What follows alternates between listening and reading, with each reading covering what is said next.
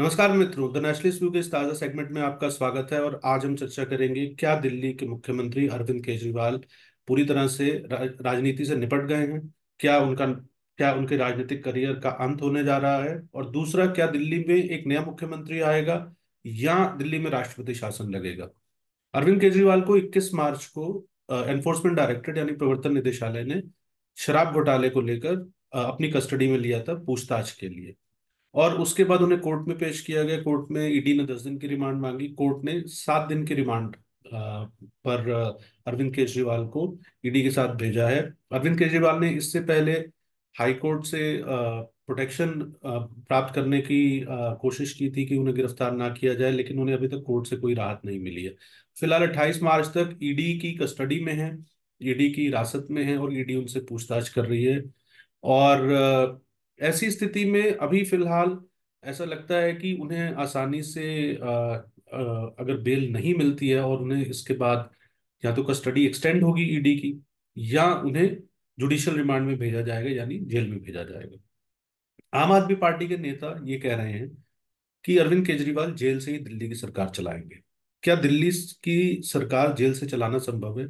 संवैधानिक दृष्टि से अगर देखें तो ऐसा कोई कंपल्जन नहीं है कि जब तक वो किसी क्रिमिनल मामले में कन्विक्ट ना हो जाएं, तब तक अरविंद केजरीवाल दिल्ली के मुख्यमंत्री बने रह सकते हैं, जेल में भी बने रह सकते हैं। लेकिन व्यवहारिक दृष्टि से अगर आप देखेंगे तो जेल के अपने नियम कायदे होते हैं। वहां पर कैबिनेट मीटिंग्स करना या अन्य संवेदनशील मामले जो कि मुख्यमंत्री को जिनका संज्ञान लेना होता है, जिस पर काम करना होता है, और ये सारी चीजें करना शायद संभव नहीं होगा। तो ऐसी स्थिति में एक संवैधानिक प्रावधान ये है कि जो लेफ्टिनेंट गवर्नर हैं दिल्ली के यानी उपराज्यपाल, वह विधानसभा को एक संदेश भेज सकते हैं कि आप दिल्ली में प्रशासन की व्यवस्था को ठीक से चलाने के लिए एक अपने सदन के नए नेता का चुनाव करें। अगर विधानसभा नए नेता का चुनाव करती है तो वह नया व्यक्ति मुख्यमंत्री होगा। अगर विधानसभा में यह निर्णय लिया जाता है कि अरविंद केजरीवाल ही मुख्यमंत्री बने रहेंगे और नए सदन में नए नेता का चुनाव नहीं किया जाएगा, तो ऐसी स्थिति में उपराज्यपाल को बाध्य होना पड़ सकता है उस प्रक्रिया को शुरू करने के लिए जिसे हम राष्ट्रपति शासन लगाना कहते हैं। यानी कि दिल्ली के अंदर ये माना जाएगा कि संवैधानिक व्यवस्था लड़खड़ा गई है और धारा 356 के तहत, आर्टिकल 356 के तहत प्रेसिडेंट रूल लग जाएगा। यानी कि ये चुनी हुई सरकार जो है इसको बर्खास्त कर दिया जाएगा। तो ये कुल मिलाकर परिस्थितियां उभर रही हैं।